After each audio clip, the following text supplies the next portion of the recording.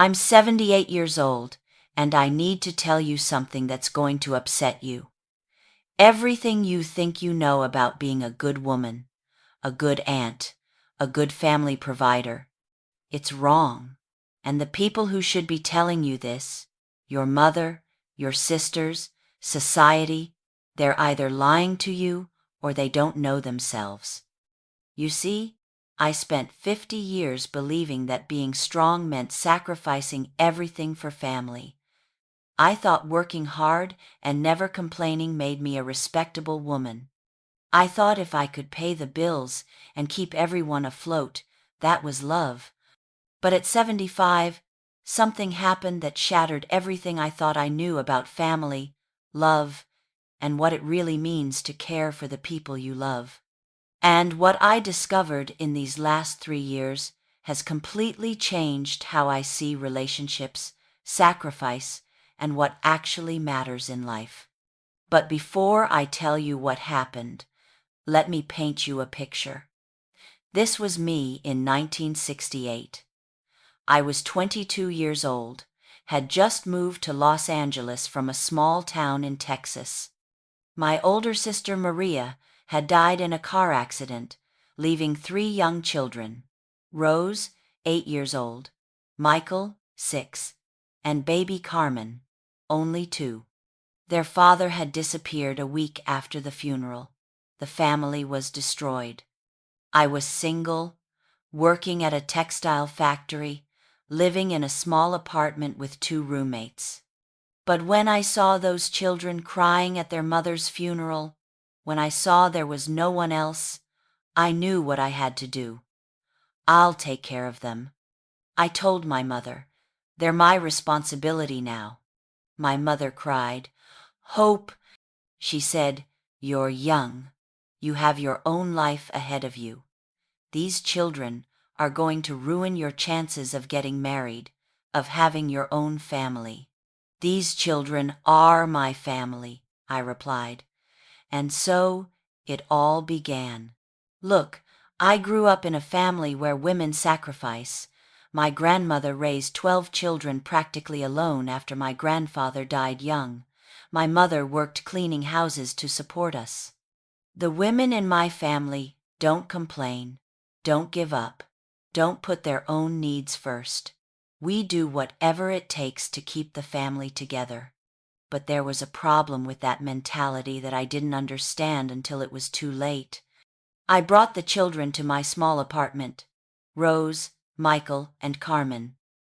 Suddenly, I was a mother to 3 traumatized kids who had just lost their mom. Rose cried every night. Michael had become aggressive at school. Carmen, the baby, kept looking for her mother, who was never coming back. I had to work more hours to pay for a bigger apartment, food for 4 people, clothes, school supplies. I left my day job at the textile factory and got work cleaning offices at night. They paid more, and I could be with the kids during the day when they came home from school. I slept 4 hours a night. I cleaned offices from 10 p.m. to 6 a.m., came home, made breakfast for the kids, took them to school, came back home to do housework, laundry, shopping. At 3 p.m., I picked up the kids, helped with homework, cooked dinner, put them to bed, and then went to work again.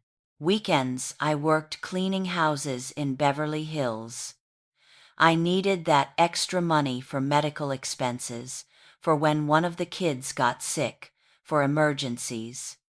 In 1972, 4 years after taking them in, we finally moved to a small house in East LA, 2 bedrooms, 1 bathroom, but it was OURS. Rose was 12 and helped me take care of Carmen. Michael was 10 and had stopped getting in trouble at school. Carmen was 6 and had finally stopped crying for her mother every night. I thought I had succeeded, that I had saved these children, that I had done the right thing. But by 1975, something had changed. I had gotten a better job working for the school district as an office clerk during the day, and I still cleaned offices at night. Rose was a beautiful, intelligent teenager who wanted to go to college. Michael was good at math and talked about being an engineer. Carmen was artistic, always drawing, always creating beautiful things. I was so proud. We had survived the hardest years. The kids were on the right track. I had money saved for Rose's college. We had made it. But there was something I didn't see, something that would take me decades to understand. I never asked them what they wanted. I just assumed I knew. Rose wanted to study art, but I told her to study business administration because it was more practical. Michael wanted to play guitar, but I told him to focus on math because music doesn't pay the bills.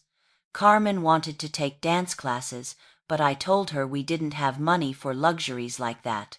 Every decision I made for them I justified with the same argument. I know what's best for you. I've sacrificed everything to give you a good life. You need to be practical, responsible, successful. In 1978, Rose graduated high school. She was valedictorian, had earned a partial scholarship to UCLA, but instead of being excited, she seemed sad, distant. "What's wrong, honey?" I asked. "You're going to college. All our sacrifice has been worth it." "Aunt Hope," she said, "have you ever asked me what I want to study?" "You're going to study business administration. We already decided." "No, you decided. I want to study art. I want to be an artist." I got angry. "An artist? After everything I've worked to give you an education, you're going to waste your opportunity on something as useless as art?" "Useless? My passion is useless?" "Your passion isn't going to pay rent, Rose. Your passion isn't going to put food on the table. I've spent 10 years sacrificing so you could have a real career." Rose was quiet for a long moment. Then she said something that hurt, like a stab. "Maybe I never asked you to sacrifice so much for me." "How can you say that? Where would you be without me? In an orphanage? On the street?" "I'd be following my dreams instead of yours for me." Rose went to UCLA and studied business administration like I wanted. She graduated, got a job at a corporation, married an accountant I approved of because he was stable and responsible. She had 2 beautiful children, but she was never happy. Never. Michael followed the same path. He was brilliant at math, so I pushed him to study engineering. Engineers make good money, son. You'll have financial security. He graduated from Caltech, got an excellent job at an aerospace company. But privately, he kept playing guitar. Privately, he wrote songs that no one else heard. Privately, he dreamed of a life I had convinced him was impossible. Carmen was the one who fought me the most. She was rebellious, artistic, passionate. She wanted to study fine arts, wanted to travel, wanted to experiment with life. "You're not going to waste your life on artistic nonsense." I told her when she was 17, "You're going to study education and become a teacher. It's a stable, respectable career." "But I don't want to be a teacher. I want to be an artist." "And how are you going to support yourself? Selling drawings on the street?" "There are people who make a living from art, Aunt Hope. There are people who find a way. Those people have family money. We don't. You need a career that guarantees you a salary." Carmen fought with me throughout her senior year. But in the end, like her siblings, she gave in to my insistence. She studied education, became an elementary school teacher. By 1985, all 3 were established according to my standards. Rose had a good job and a stable family. Michael was a successful engineer. Carmen was a teacher with benefits and a guaranteed pension. I was 39 years old and could finally relax a little. I had raised 3 children who weren't biologically mine. I had pulled them out of poverty and tragedy. I had turned them into productive, successful citizens.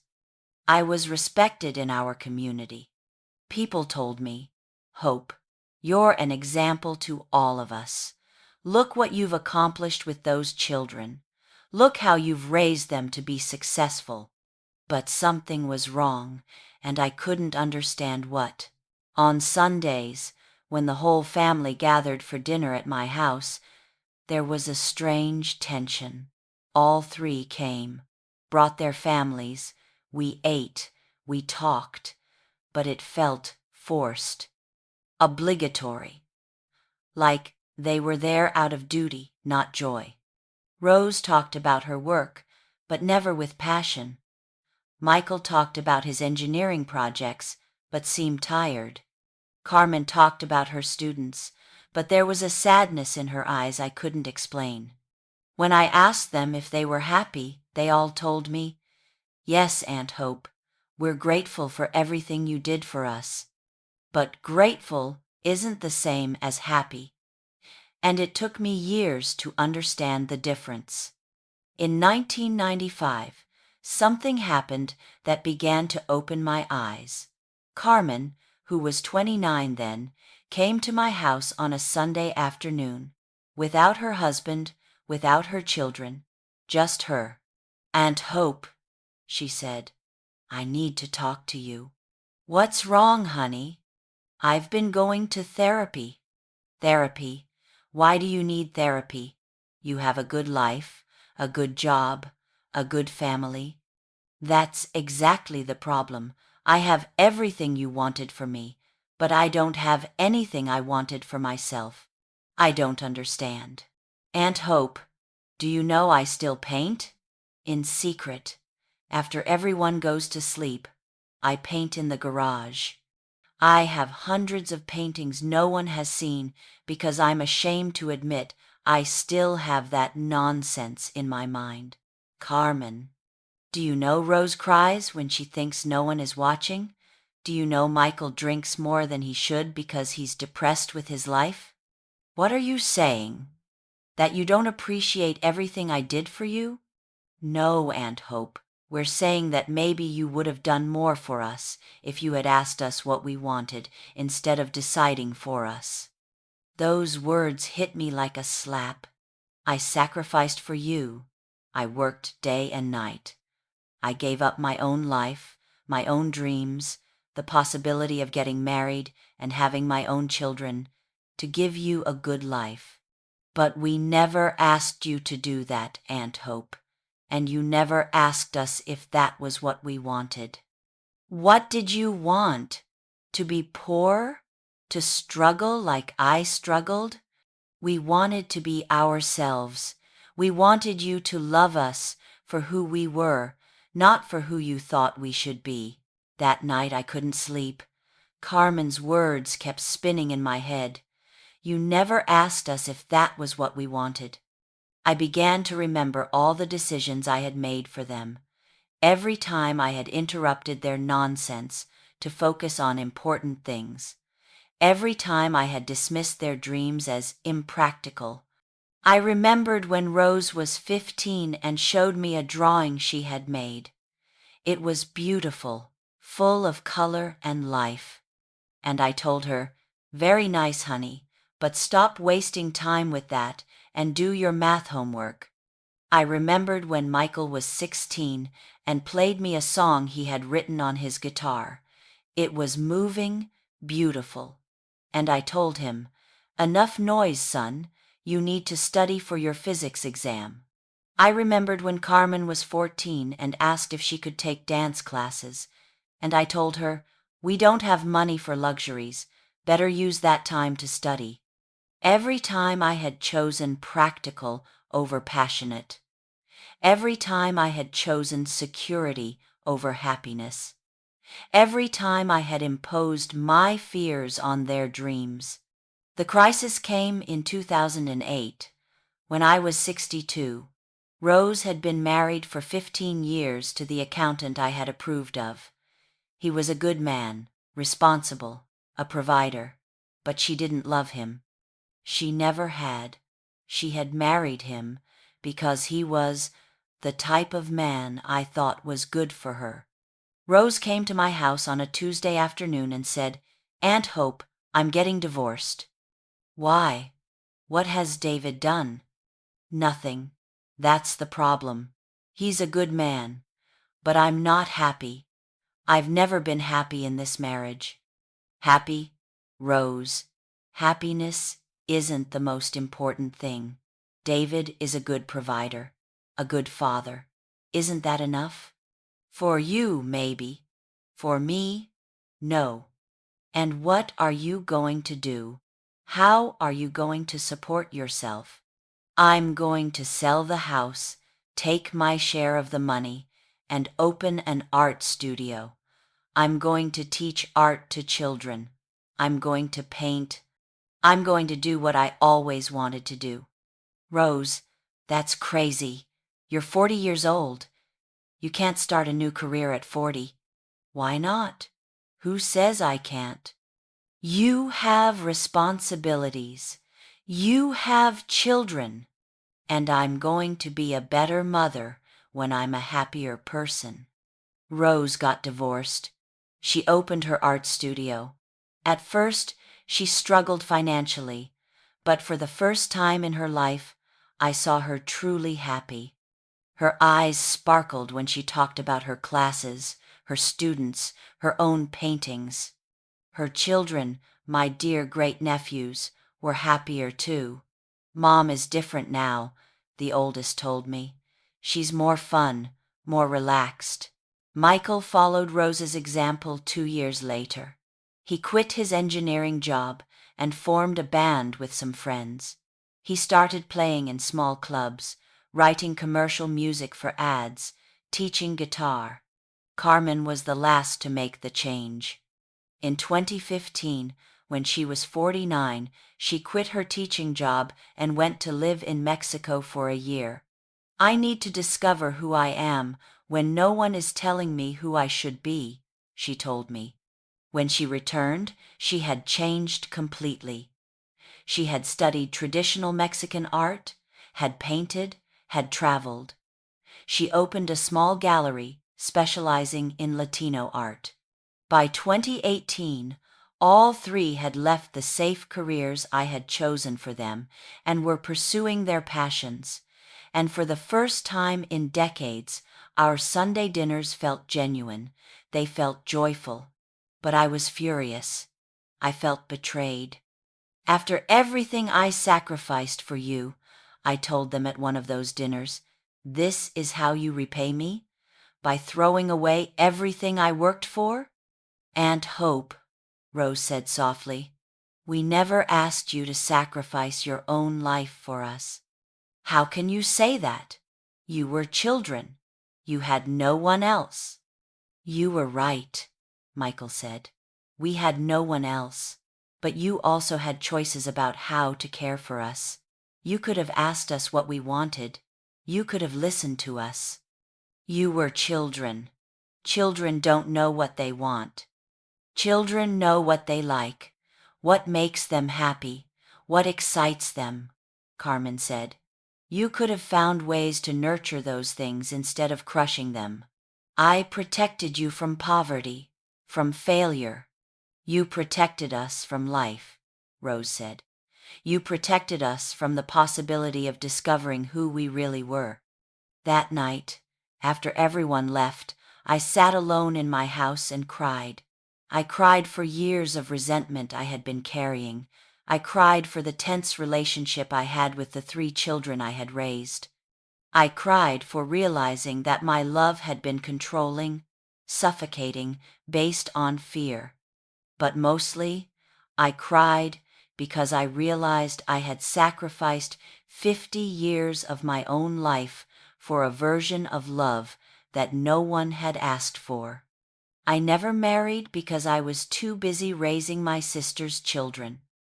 I never had my own children because I already had enough responsibilities. I never pursued my own dreams because I thought it was selfish. But the truth is, I used those children as an excuse to avoid taking risks in my own life. It was easier to control their lives than to face my own fears about failure, love, vulnerability. In 2020, when I was 74, I made a decision. I went to each of them and asked for forgiveness. Rose, I said, I'm sorry for ignoring your dreams. I'm sorry for projecting my fears onto your life. I'm sorry for not asking what you wanted. Michael, I'm sorry for dismissing your music as a waste of time. I'm sorry for not recognizing your talent and passion. Carmen, I'm sorry for crushing your artistic spirit. I'm sorry for choosing security over your happiness. And to all three I say, I'm sorry for confusing control with love. I'm sorry for thinking I knew better than you what was good for you. Those conversations weren't easy. There were tears. There were years of pain that finally came to the surface. But there was also healing. Rose told me, Aunt Hope, we know you loved us. We know you did your best with the tools you had. But it hurt to feel like our true selves weren't good enough for you. Michael told me, we needed your support to be who we were, not your pressure to be who you thought we should be. Carmen told me, love doesn't mean sacrificing everything for someone else. Sometimes it means trusting them to make their own decisions.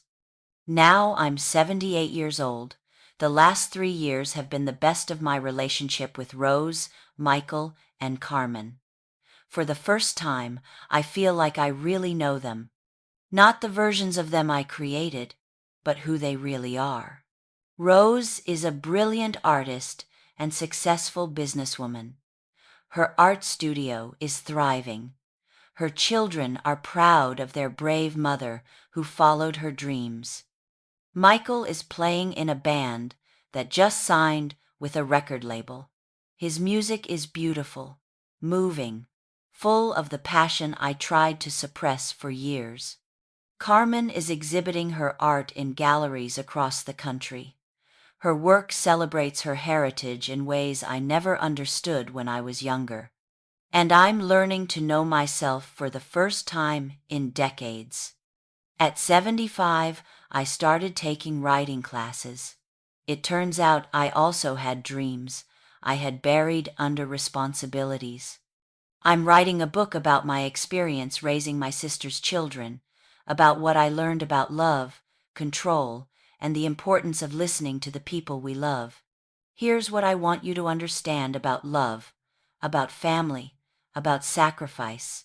Loving someone doesn't mean making all their decisions for them. It doesn't mean protecting them from all risk, from all possibility of failure. Loving means seeing the person for who they really are, not for who you think they should be. It means supporting their dreams, even when you don't understand those dreams. It means trusting their ability to navigate their own life. Sacrifice isn't always love. Sometimes it's control disguised as love. Sometimes it's fear disguised as protection. I see young women today making the same mistakes I made. Mothers who plan every detail of their children's lives. Aunts, sisters, grandmothers who think they know better what's good for others. You're so busy trying to keep everyone safe that you forget life requires risk. You're so busy protecting your family from failure that you take away their opportunity to discover their own strengths.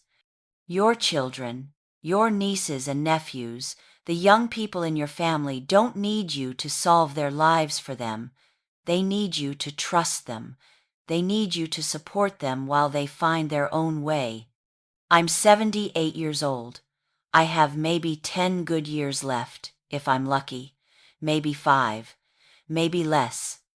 I spent 50 years trying to control the lives of the people I loved, and I almost lost their hearts in the process. Don't make my mistake. Don't confuse control with love. Don't let your fear dictate the decisions of the people you love. Ask them what they want. Really listen to their answers. Support their dreams, even when they scare you. Trust their ability to create their own beautiful lives. Time is running out faster than you think. What are you going to do with the years you have left? Are you going to keep trying to control everyone around you? Or are you going to start loving them for who they really are? Choose wisely, because someday you'll be sitting where I am now, and I promise you're going to wish you had done it differently.